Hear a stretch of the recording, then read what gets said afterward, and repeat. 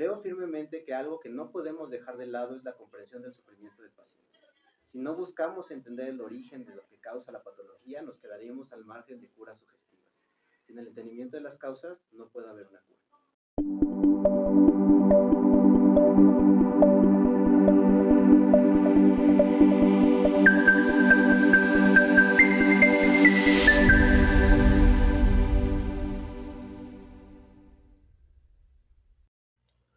Hola, el día de hoy tenemos por acá al doctor Eric Gómez Cobos, licenciado en psicología, cuenta con maestría en psicoterapia psicoanalítica y doctorado en psicoanálisis por la Universidad Intercontinental. Fue docente del 2013 al 2021 en la Universidad Latina y actualmente es docente en la licenciatura en psicología y en la maestría en psicoterapia psicoanalítica en la Universidad Intercontinental.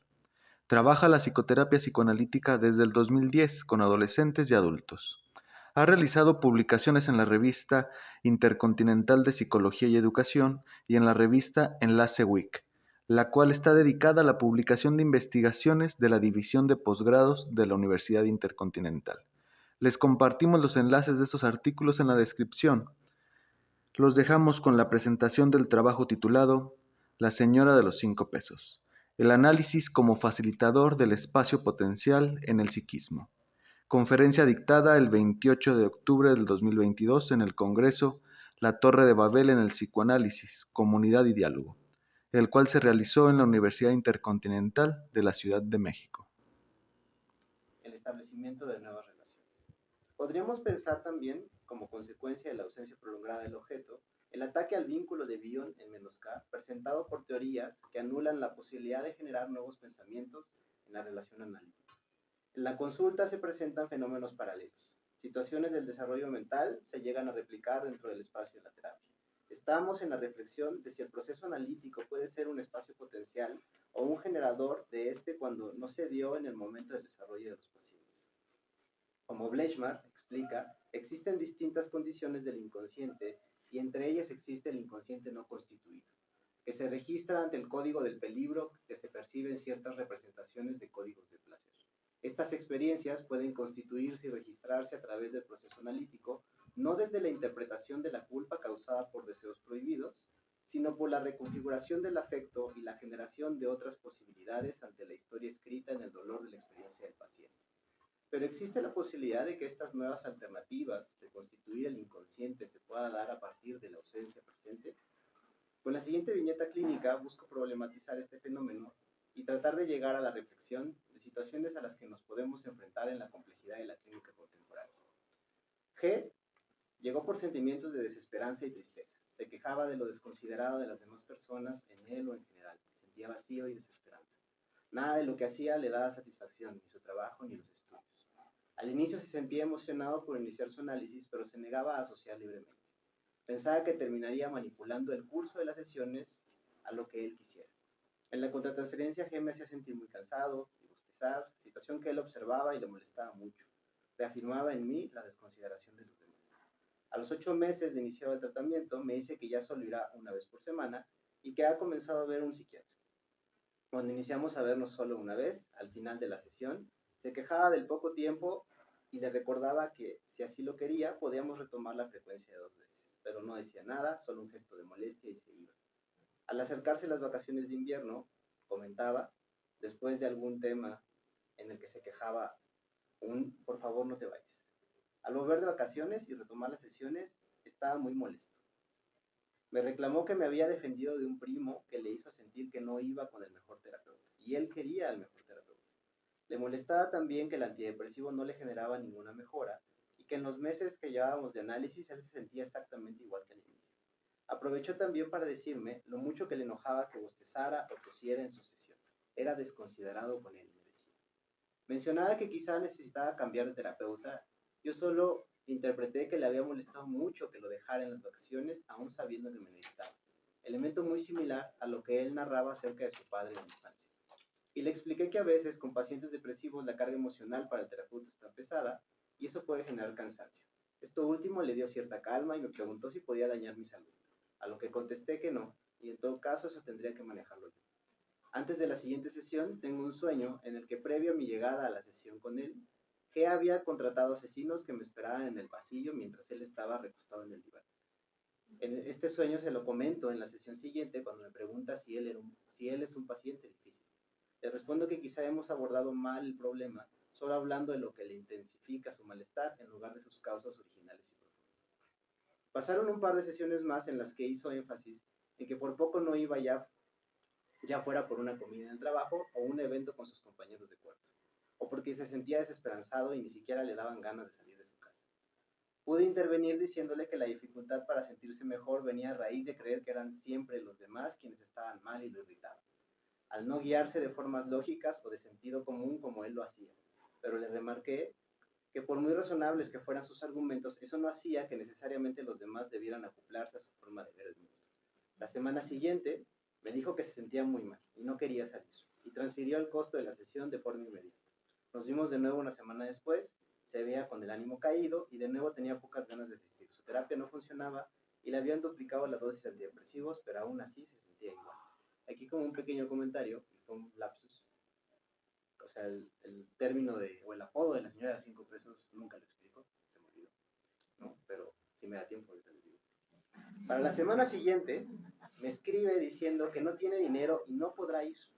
Le contesto brevemente que aún así deberá cubrir el costo de la sesión como habíamos quedado desde el inicio del tratamiento. Así que escribe de nuevo diciéndome que dejará la terapia porque no sabe si tendrá dinero para el futuro y que solo irá a verme una última sesión para despedirse. La razón de no ceder en el encuadre en este momento es por lo que explica Green, acerca de la dificultad en el tratamiento de los pacientes no neuróticos, más aún de los depresivos, en los que uno no se somete de manera pasiva a su destructividad narcisista y se mantiene el setting y la neutralidad, no para defendernos a nosotros mismos, sino para mostrarle al paciente el deterioro de sus propios procesos psíquicos por una mezcla de paranoia y megalomanía. G asiste a un último encuentro en el que al salir el paciente anterior menciona: no vengo a sesión. Pasa unos minutos, me agradece mi atención hasta ahora y señala que me he vuelto importante en su vida. Espera volverme a ver en otras circunstancias si es que aún sigue conmigo. Yo le hago énfasis en la importancia de continuar con su tratamiento, aunque fuera con otro terapeuta, y reitero que las puertas de mi consulta seguirán abiertas para él si en algún momento desea regresar. Esa última intervención la hago puesto que G temía que yo me quedara enojado y no lo recibiera nunca más. No puedo negar que al irse vino un fuerte sentimiento de culpa por no haberlo ayudado, pero también sentí alivio como si una pesada carga se hubiera librado de mí. Pasado un mes de haberse despedido, G me escribió un mensaje pidiéndome retomar su terapia.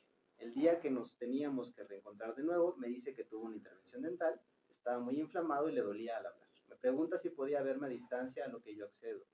Nos conectamos a la hora de su sesión de forma virtual. Yo le pregunto cómo se siente, pues se ve inflamado. Me explica que le quitaron una muela y continúa dándome las razones por las que decidió regresar. Unos días después de dejar el análisis, también se sale del departamento que rentaba y vuelve con sus padres, haciéndoles saber que se sentía muy mal desde hace tiempo y que por momentos pensaba en querer morir. Que había dejado su terapia por falta de dinero, pues le costaba pagarla y también al psiquiatra. A lo que los padres deciden apoyarlo y escucharlo, en especial el padre le menciona que necesitan tener mejor comunicación. Con el paso de las semanas, conviviendo de nuevo con sus padres, que comienza a notar que situaciones que tanto le irritaban de su familia ya no le molestan y que puede separar las angustias de sus padres de las suyas y sentirse culpable o afectado. Menciona que en general se dio cuenta que no era el mismo que antes de iniciar su terapia y por fin podía atestiguar los efectos de su tratamiento. Esto le hizo pensar en que era importante volver y continuar el trabajo que habíamos hecho hasta ahora. Temía que si se quedaba solo podría perder su avance. Agregó diciendo que ahora ya era parte de su mente. Yo era parte de su mente y le hablaba desde el interior. Quizá como Meltzer explica al describir las confusiones zonales en el proceso terapéutico. En esa sesión solo lo escuché. Apenas llegué a mencionar que tendríamos que seguir analizando para entender el trasfondo de sus sentimientos de desesperanza y como le había dicho antes de irse, yo no iba a cerrar la puerta del consultorio. En sesiones posteriores me hizo mención de que ya le parecía más humano y no un robot, que le hablaba a una persona y no a una pared. Aunque hasta donde yo lo veo, mi forma de trabajar no cambió. El que me percibía más cercano lo entiendo a partir de un trabajo en lo negativo. Vivía saturado de teorías e interpretaciones. La pausa, que le da tiempo de verse y escucharse habiendo atravesado un análisis, dio origen al reconocimiento del otro. La empatía surge pues logra reconocerse, escuchar y sentirse escuchado. Ya no son los demás tan solo una irritación a su narcisismo, empiezan a surgir como subjetividades complejas. La ausencia del análisis funcionó para crear un espacio potencial, un lugar en el que al no desaparecer por demasiado tiempo, se lograron introyectar aspectos del proceso mismo como muletas psíquicas que ayudan a crear su propio pensamiento, así como en la pizarra blanca en la que se van ligando sus representaciones. En la transferencia G se sentía irritado por mis intervenciones y mi aparente falta de entrega a sus necesidades, de la misma manera que suponemos lo había vivido en su temprana infancia, en la cual el objeto primario estuvo indispuesto por demasiado tiempo, generando un narcisismo maligno que a su vez, como Bion explicaría, estaba lleno de certezas y teorías que explicaban el mundo como debería de ser, un -K que no permitiría establecer lazos nuevos o vínculos auténticos con otros objetos. Green menciona que la alucinación negativa que representa la muerte del objeto primario se manifiesta como vacío, pérdida de sentido y utilidad. Esto se explica al quedar a merced de la pulsión de muerte, quien desinviste poco a poco la realidad y sus objetos, generando el vacío del cual se quejan este tipo de pacientes. La pulsión y el objeto no se han encontrado, viene la destructividad y el narcisismo se torna negativo. Así el psiquismo busca orientarse a cero, sin tensión, a su vez sin deseo. G se ausentó creyendo que su agresión había destruido su analista, pero al escribirme y buscarme se da cuenta que he sobrevivido el uso que ha hecho de mí, se siente con la seguridad de volver una vez que confirma mi supervivencia. Y al mismo tiempo, una ausencia, sin ser demasiado excesiva, dio pie a la elaboración imaginativa. El deseo se empieza a gestar y a poco puede soñar, las dimensiones del inconsciente van surgiendo en su mente. Podríamos pensar que el fenómeno que Balin describiría como New Beginning se puso en marcha. Queda mucho trabajo por delante aún, la depresión regresa por etapas, cada nueva decepción genera recaídas, cada vez más leves pero detienen por momentos el proceso.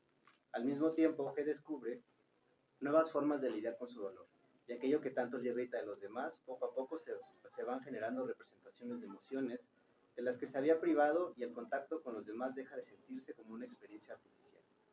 El trabajo de lo negativo, los espacios potenciales y el inconsciente no constituido son nuevos retos en el trabajo terapéutico al que nos enfrentamos hoy en día.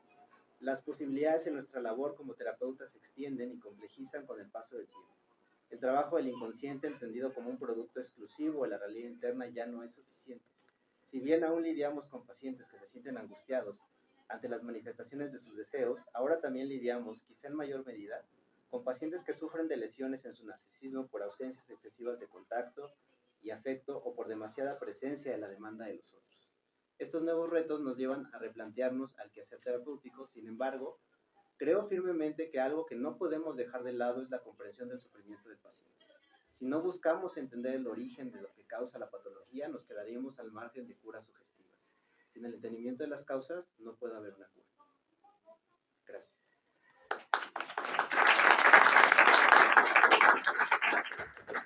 El apodo fue porque a veces me explicaba, para no robar más tiempo y poder pasar las preguntas, que le desesperaba que al subirse al camión hubiera una señora que al momento de llegar con el chofer no tuviera su moneda de 5 pesos ya en la mano, listo para pagar, porque se tomaba y se tardaba el tiempo estar buscando su moneda. Ese tipo de cosas lo irritaban, le desesperaban y le hacían sentir que no tenía por qué lidiar con la gente. Era eso.